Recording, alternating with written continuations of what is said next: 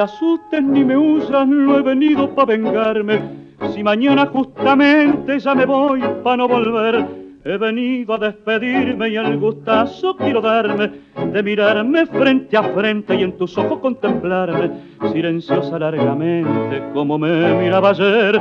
He venido pa' que juntos recordemos el pasado como dos buenos amigos que hace rato no se ven. Acordarme de aquel tiempo en que yo era un hombre honrado y el cariño de mi madre era un poncho que había echado sobre mi alma noble y buena contra el frío del desdén.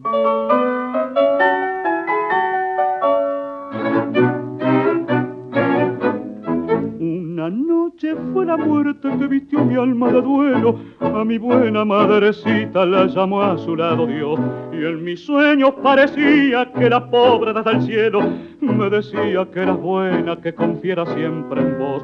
Pero me jugaste sucio y sediento de venganza, mi cuchillo en un mal rato envaina en un corazón, y más tarde ya sereno, muerta mi última esperanza, unas lágrimas rebeldes las sequé en un bodegón.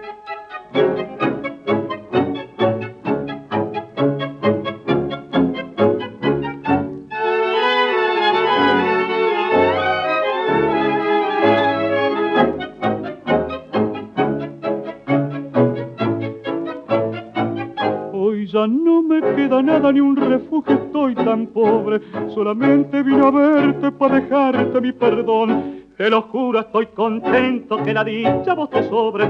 Voy a trabajar muy lejos, a juntar algunos cobres, pa' que no me falten flores cuando esté dentro del cajón.